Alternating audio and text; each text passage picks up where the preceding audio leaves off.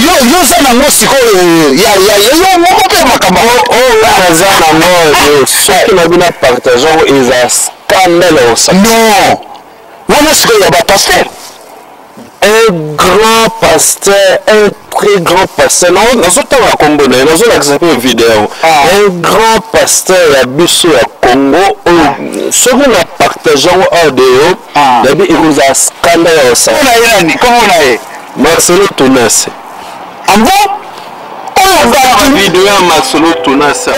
Et puis Herman Maneka, la question a bien autour qui il y a le bien qui est la radio Facebook on a habité na maman Absolu c'est toujours que les gars tout nayo est-ce que vraiment aux gens au courant ma caméra sur la Facebook pour yo la radio peut-être on dit qu'on a radio OK il y a la radio on la radio pendant prédication Bamunyoso a filmé cannabis. Donc yo la radio donc mais c'est ça pendant que église va noyer donc on va penser que ba beta qualité avant banda mais ça pendant église nzambe wana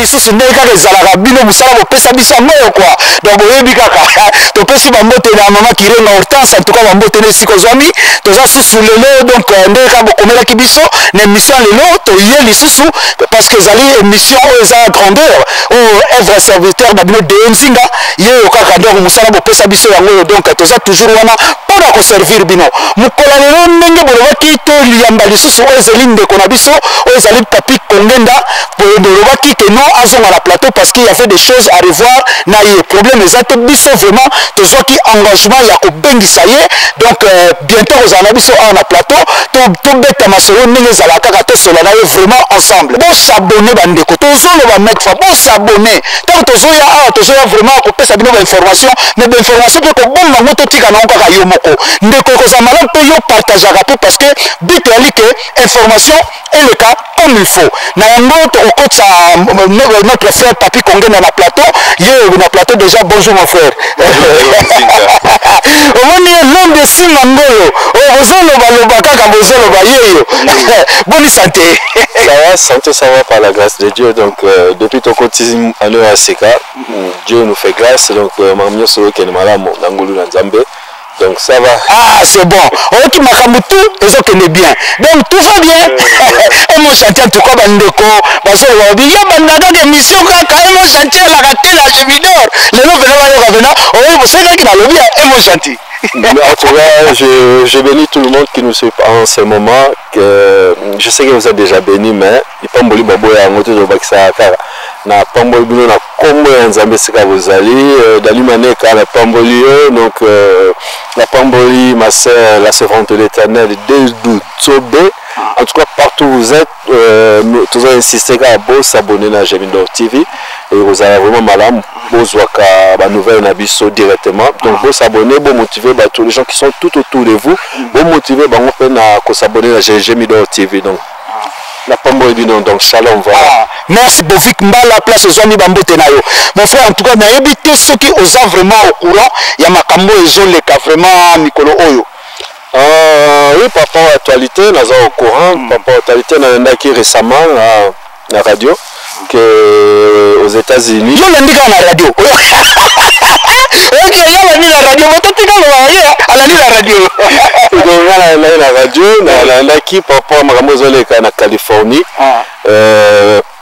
Ndenge église moko pasteur abengisaki bandimi na yo donc le toza samedi dimanche ba ko célébrer messe moko oyo que tout le monde na kati église azala nu donc il est en Californie même ata pasteur même moi c'est pasteur même bana na bango nyonso ba célébrer bango nyonso vraiment nu bango nyonso ba célébrer messe moko nu parce que pasteur motivation na ezaki ezani ke Nzambe tango créaki Adam et Ève a créaki bango nu. Alors Nzambe tikaki Adam et Ève nu na jardin d'Éden ezaki mabete. Pourquoi bango lelo so ba célébrer messe moko nu na cadre ya unité nous sans na niveau moko pourquoi ezala mabelelo. Et puis nouvelle mususu ezaki l'autorité monsieur Esaïe qui est na Californie kuna église moko bako célébrer messe bako célébrer mais tous les dimanches na bango ba passer kitu na bango et puis pendant prédication mutu nyonso aza afimaka cannabis. Donc yo ni la radio donc messe ça pena que église va noyer donc on pena que ba beta qualité avant banda mais ça pena église nzambe wana. Bon par rapport à l'autorité ndenge na landaki omoni ba autorité ba Suisse ndenge ezalaka ba lobby que eza église moko chrétienne. Ah église chrétienne ba beta qualité voilà église bandeko tozosekame eza mawana mpasi bongo na église ya lelo tozokende wapi loba mon frère. Voilà donc l'église wana pendant le culte bafima cannabis donc eza vraiment église selon l'information eza église mo ebengami chrétienne parce que États-Unis aussi c'est eza mboka moko oyo 7 habitants sur 10 baza ba chrétien. Donc ba bengi pe église wana ki eza église moko chrétienne quoi. Mais makambo ngo ezoleka partout parce que na pe na ko apprendre ngande na talaki na TV na bina na vérité na talaki vraiment na pe na image yango na kotola pe bande ko pete ba komona ngo pasteur vraiment na kati église à côté na tonon nu azo sukola na kati église a continue après azo zwa verre azo zwa mai oyi azo sukola nu azo pesa bandi minyo surtout baleka tout bazo mela donc na yebité église a lelo vraiment mon frère ne tozo kende parce que yobi ka médian des ata église a lelo zo kende wapi vraiment so yoko expliquer biso vraiment dans Babylone so eza obilezo ba bilembo suka donc ça c'est le signe de la fin quoi.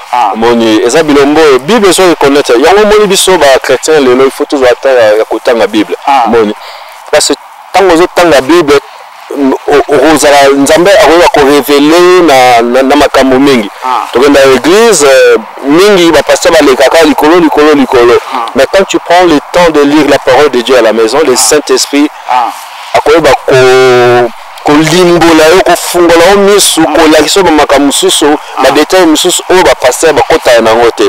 Pour revenir à ta question, c'est-à-dire eza makambo ekoki kokamwisa biso te eza parmi les signes de la fin tu vois eza makambo Bible ezo reconnaître que mikolo ya suka batu bakobongisa kondima na bango les gens ils vont tourner les dos vers la sainte doctrine bakokota na ba évangile oyo eza selon leur propre désir yango moni bamakambo tozomona lelo en tout cas eza pasi pe mawa bandeko yango tomoni makambo ezoleka lelo ebele na kokende pena sur musika parce que toza na ndeko na so papi kongenda eloko pena oyo biso tobengelaki lelo eza penza oyo tozosola te tokende na vif sujet na biso oyo eza ya mokola lelo parce que eza na bandeko na mission oyo tosalaki oyo elekaki en tout cas bandeko ebele bakomelaki biso mpe bapose baquestion na bango komonake makambo oyo ezoleka mais nayebi te soki ozotala te parce que nakozonga koloba vérité ya loba yoka na radio mais biso toolanda Facebook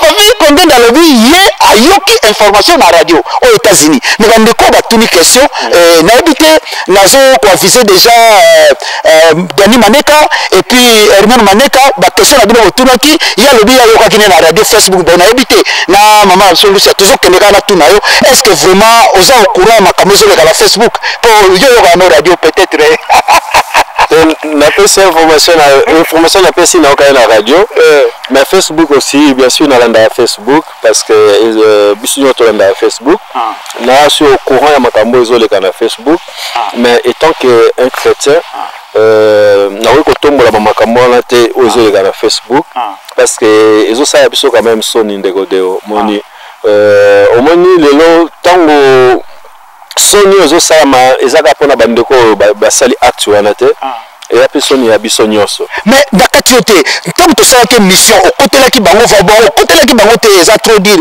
naloba il faut tosignifier bien ozwaki quand même part ya bandeko komona ke non eza bakwei toluka mpe nde tozofina bango nde bato bazofina bango ntango bareleve bango mpe ndenge wana mais wana ezalaki na baimage te soki toye lelo bandeko bakomi parce que lelo ekomi grave baimage ezosekile ezosala somo pasi na mawa. Bon, bah image je cyclé et ça Sony on a lobby au moins étant que chrétiens nous tous nous formons un seul corps au moins ceux qui moi l'inzaka et Zoki passe il y a un autre mobile. Voilà. Mais à ma grande surprise, Linda Kezoki, c'est comme si lui sous ça la fête, c'est comme si mon réseau ça la fête. Mon réseau comme ça pendant Yangoana. Parce que au moins quand Dieu corrige quelqu'un, ils ont rapport à son ça monte dans droit chemin. Voilà. Mon nous avons tant corriger bande koana, ils apprennent à détruire la vie na bangote, mais au moins nous avons tellement bolingo de rodeo. Ce qui nous avons commetté na niveau na point on a ko bimsa mabero bande ko ba salaki, c'est parce que Dieu avait beaucoup insisté.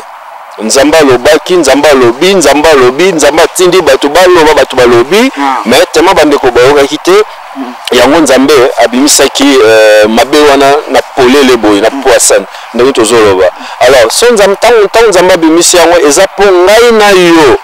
Biso batu soki osala ba makambo oyo na nkuku eza po na nini yo pe otirer les sons otika.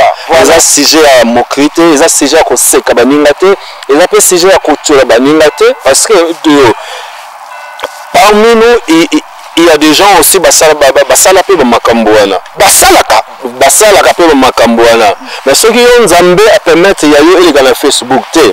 Exactement parce que yo za na stratégie ya bien pour makambo et bima na Facebook te ezaka mawana nzambe wala nzambe nde apemetara te yango wana tango zub la bandeko oyo ngana yo et comme sujet à mokrite mais toujours le babo fait parce que ils ont participé ma kotala yo olobi kaka ndenge na za malamu mingi mais zopete kotakati na bandeko basi mona bandeko basi pasi nini o ezole kakati na bango yo ozo taxa plus o ezali ke bandeko be baka ko garder foi en tout cas ba yebisa ko bungisa ko ndima na bango te na ba makambo ndenge ezole kaboy na position no pendeza yango na position na ngazali par rapport ya makambo ezole ka de mutakufela biso c'est la croix il y a que Jésus-Christ tu vois c'est lui qui a payé le prix pour toi pour moi pour tout le monde alors nous avons déception les noms nous avons des déceptions parce que mon pasteur parce que mon frère a couillé na lisu mosongolo alinga pe nazi décision na keso l'église makambo est comme si batebele ba prophète moni batebele ba comme ba prophète na makambo na yebisa ki bino nini bomoni batu na bino na yebisa ki bino no entre temps bible ezoloba tango bato ki sango ke muto azali ko persécuter biso lelo ye wana akomi kote ya maloba ya nzambe bato basali bafukamaki bakumusaki nzambe bible ezoloba ke soki muto abongoli motema fete ezalaka nini na lola donc soki lelo mutu oyo azali kotangwa mabe abongoli motema na ye akomi kosalela nzambe nzambe asalisaka fete monene na lola soki meme nani mama nani amia maneka azalaki ange nasi nzambe yango bake no Emile Maneka botumba la taba bengisa mama Denise botumba bosala pena donc parce que fête ya monene mutabongo motema mais nous aujourd'hui les chrétiens tout ça un peu le contraire ya oyo bible zo sengela biso bato azo koyisama na mabe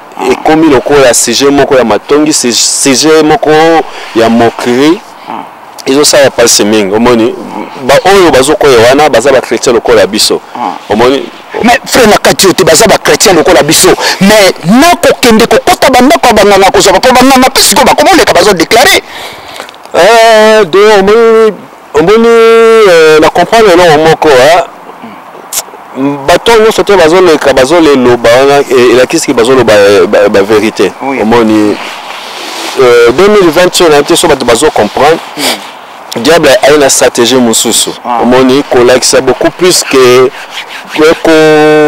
ko bebisa image ya basali ya nzambe juste ka pona ko détruire bana ya nzambe omoni mutu nyonso te tokoloba te ke mutu nyonso oyo oyo azotela liloba nzambe bango nyonso baza bafaux non bible ezo reconnaître qu'il y a des vrais il y a aussi des faux tu vois mais mutu et comme que mutu nyonso ondire mutu nyonso azala neka faux mosala ya nzambe solo aza te mutu moko te na kongona atambola na kobanga nzambe ça moi je crois pas. Et il y a quand même des serviteurs qui craignent Dieu, il y a quand même des serviteurs comme le pasteur Michel Noël, comme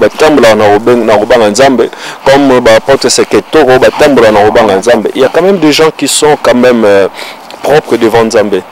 merci mingi bandeko bozolanda kaka tozoloba parce que ekomi pasi ekomi na mawa nde ka bolandi frère papi kongenda auti koloba awa donc to tenir ka bien donc tozala bien toujours donc to tenir ferme na oyo ezali liloba nzambe to bakokende liboso mais quand même komona sikoyo eloko nini conseil yo kopesa na bandimi mpe baeglise ebele lelo Tanzanie parce que bato baso na confiance bango ata moke te bakonte kobanga baparent mingi mpe baolinga so kotika bana na bango te bakende kuna mais eloko nini oyo yo koki korassire na baparent wana oubien bamama oyo mitema ezoki oyo lelo bapekisi na bana bango bakende alisu te. Moi je pense que tu n'aurais pas coopéré que ça va l'église à cause de mon cambo et zo salama parce que quand Dieu corrige mutu ils ont qu'à prendre bien à mutu. So nous avons bien mis ce bateau na polele boye ils ont qu'à corriger banana au moni. Mukolo mwana karande ntaiba passe ya mwana. Donc tout kabana na biso bazongela nzela nzambe. To l'embate, to persévérer jusqu'à la fin. Mon pepo, il y a mon pépé, et l'homme n'est pas parfait. Nous avons dit que nous avons dit que bateau bazosaba acte bazaba musulman te bazaba daté tout ça eza bateau bazaba chrétien donc ce qu'on bengami chrétien eza soni ya ngai na yo egoza lokola on dit diplôme on est mutazu diplôme te to makopi kolakisa ngo portal ngape naza na ba video ngape nazo po mikolo ekomi za bongo te mikolo ekomi ke naza nango yaya donc mikolo ekomi kaka ba video ekomi ngape naza nango yo za nango sikoyo yo moko pe makambo naza nango soki na bina partageant eza scandale au ça non wana sikoyo ya ba pasteur un grand pasteur, un très grand pasteur. Non, nous sommes à Congo, nous sommes accepté une vidéo. Un grand pasteur à Bissau à Congo, ceux qui nous partageons audio, il y a un scandale au Sarana. Mais expliquez-nous bien, je me dois un grand pasteur. Nous avons une vidéo, nous avons Assalini. Comment on a eu Marcelo Tounas. Ah bon?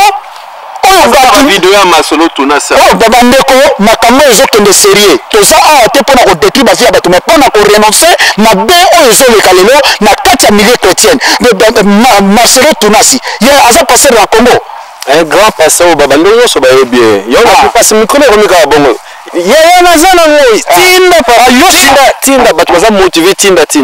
Ngape na bien ngape naza nango. Oya laisse ezali ezali ba prédication. Ya Marcelo Tounas. Bandeko bandeko bolimbisi oyo ezali Jemidor TV yakala makambo nango donc frère papi kongenda azotalisa biso bino ososengaka oyo eza ya l'unité ya bato mais ye aza vraiment na oyo ya pasteur Marcelo Tounas ya prédication ya 2020 donc ya 2020 alors bandeko kozala mpe malamu bosa procuré nango bosenganga nde bozosenga bavideo mpe ya bandeko lelo komi lokola mwa système moko ya sika ke il faut kaka opublie apasser bwazala ndoki etali boye moyembi boyemba na kisi mosali bwasalaka boye ese osozi mwa témoignage moko ya moto abongwami parce que bapubliaki Moïse Mbiye ese biloko wana nyonso ezobongola bavi ya bato. Bon, en tout cas,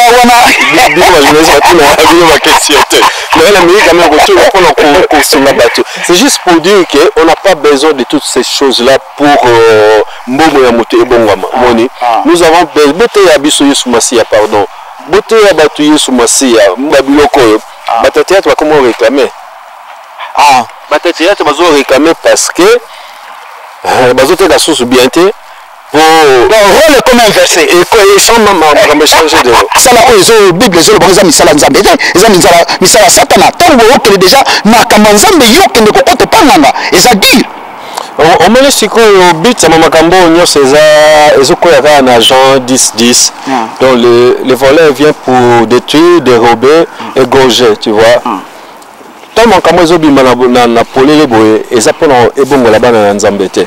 Na habité mutumo wa tombola musapi alobaki depuis ayoki mamba pasteur Moïse Mbiye abongole mutema azate depuis ayoki makama Michel Bakenda ou bien Mike Karamba na bongole mutema azate au contraire ezo pengu sabato mingi de godeo Alors le but c'est le diable ne vient pas pour la détruire moto azana moto maman ruiné déjà. Non.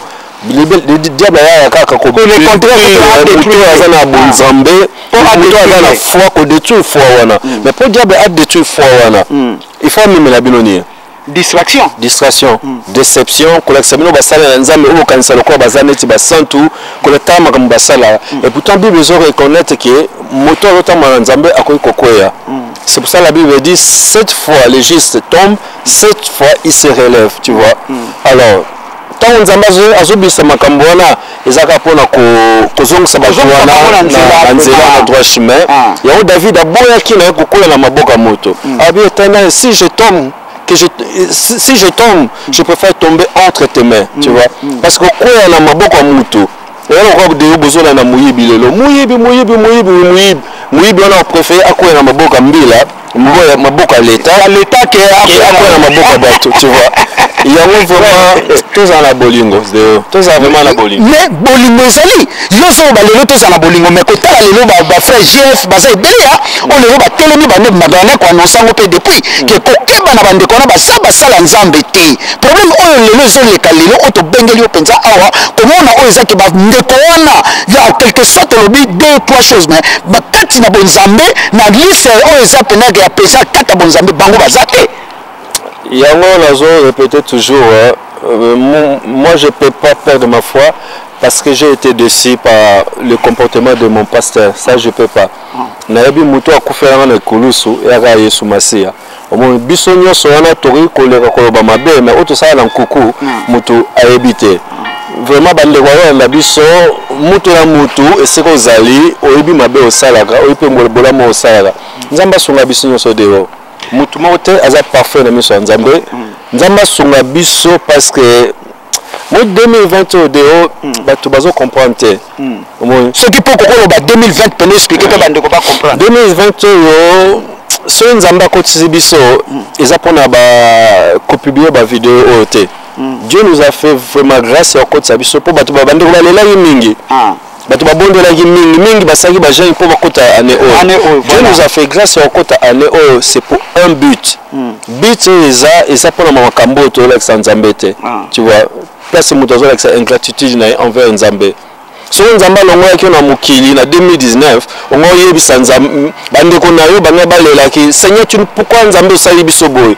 Pourquoi nzambe osali biso? Ah nzambe osali biso boy pour l'année. Mais nzamba permettre au côté sa biso parce que Dieu, la Bible dit vaut mieux un chien vivant qu'un lion mort. Le mouton a un bon moyen. C'est encore possible c'est encore possible pour nous d'échanger. Nous tout ça juste dans la 4e semaine il y a année nous avons vraiment moulaye. On peut encore changer. Tu peux encore espérer encore. Tu peux encore commémorer au moment où sika. Au lieu que de ce que ça makambo tu biso ba chrétien tu peux partager dans Facebook. Tu peux témoigner tout le temps. Eza bolumbo ya batute. Eza amour le pardon tout ça. Eza makambo biso ba chrétien tu peux kotombola. Mais l'autre zo tombola ni. Non mais bandeko baza prêt parce que eza pe il faut que ezala les deux côtés parce que bandeko bazo sama be eza lokola makambo oyo leki en short fond il y a des pasteurs au babima ba pasteur bazaki ba pasteur te mais ba mikomisaki ba pasteur le lenge o ba benga ba na kombona alors ba tolo ba ndenge nini ba profiter ki na faiblesse na oyo bato bazaki na moyo ko benga ba na kombona alors ezaki une révélation aussi mais tala ndenge ba entraîner bato kasi yango wana ke moni bango to ke yango de il faut mutu na mutu ay ba coméditer na ndako il faut kozwa temps ya utanga la Bible na ndako donc yo conseil zo pesa bandimi vraiment ba meka ba za pena loko ba bandimi abere o bande ko tanga R2 même en vérification même mutu faut za lenge wana de comment tu vas être enseigné na mokili lelo au stress commis na point moko élevé na mokili boy. Tu peux pas être enseigné comme ça. Mais maintenant, le problème maintenant c'est ça. Les gens ne sont pas enseignés, les gens ne prennent pas le temps de lire la parole de Dieu. Et puis, ils doivent enseigner comment. Il y a un peu de gens qui sont à gauche. Et il y a à droite et même à droite. Voilà. c'est ça le problème.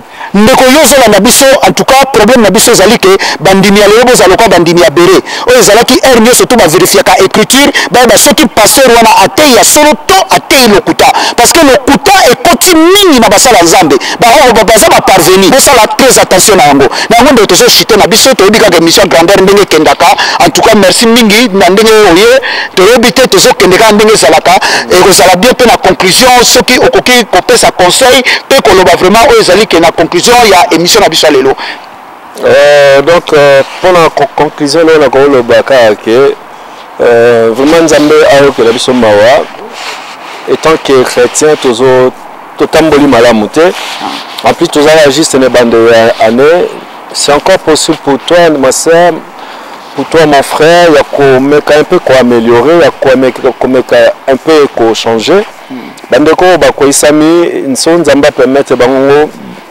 makambo wana bima na poisa eza po biso to se caparer na ngote omoni c'est pour été ya biso quand même quelque chose yo muto sala yango soki na bimité ya yo pe ngonga e okoka mais to tika mabe to lingana eza soni pour na biso ba chrétien komona lelo ndenge tokomi ko bomana entre biso parce que mon seul match ezobetama voilà so joueur TCB na côté na bango biso ba l'équipe on to ko sepela te parce que soni faute défaite ezaka ya biso nyonso voilà to bonde la pona bandeko ba koisami ba opino ba koisana ba mbeba o te au lieu que toza makasi ya ko publier bango toza pe makasi ya ko bonde la pona bango nzamba sala bango grâce nzamba pa sala bino nyonso grâce biso nyonso yo to tambola malamu to tambola obanga nzambe to kwa na bambeba o te parce que Nicolas Goya est vraiment pas si papa au vivre lelo on a obaike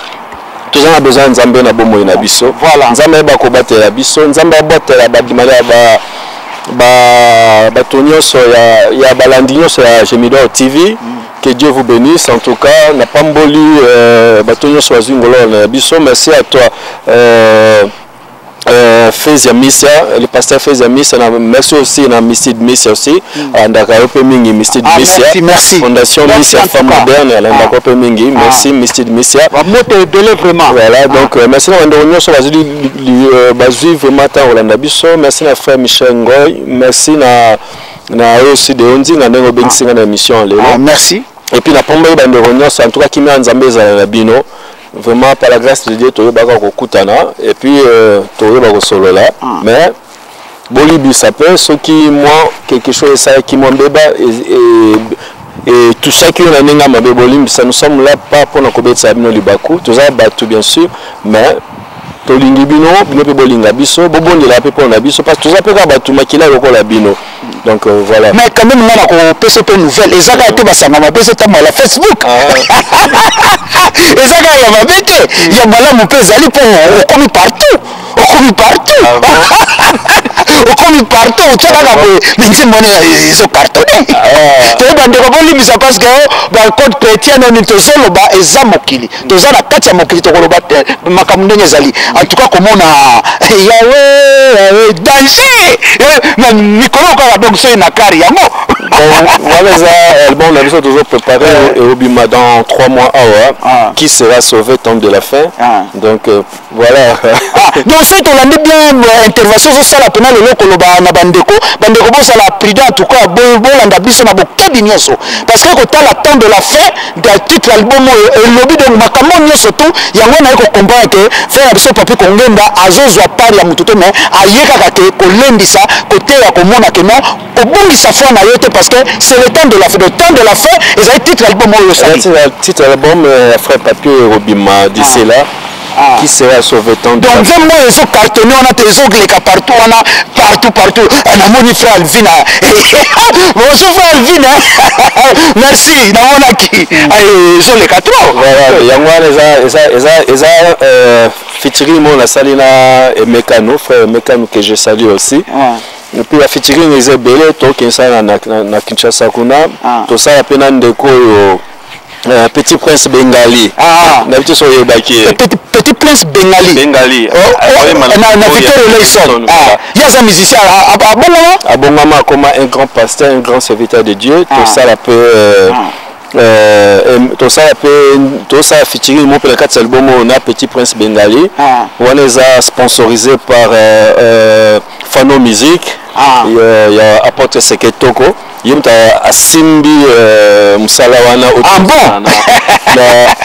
na biso Bengali. Donc ils ont sponsorisé par Fano Music apporté Seketoko. D'Arabi qui par rapport à Nzemboana.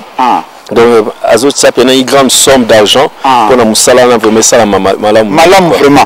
Merci mini déjà apôtre Toko Seke na information au biso na Gemidor tozui en tout cas Zambé ale kana ko pambola pe okende liso liboso na nenge ondimi lelo ko sponsoriser oza musique oza ke ko yembisa faire na biso Bengali Petit Prince le grand Malouata azalaki na Victor Leison et pas bien na biso pe à son nom le king que c'est remené à pe à son nom lelo vraiment yé a commis na côté ensemble de la Zambé bon ça la featuring bon qui a donc tant de la fin donc les asuka na album on a neko vraiment luka yango tant de la contre la distraction te la nek mo ko senga bande ko ba kota wa yawe o bete le sere lo ko yawe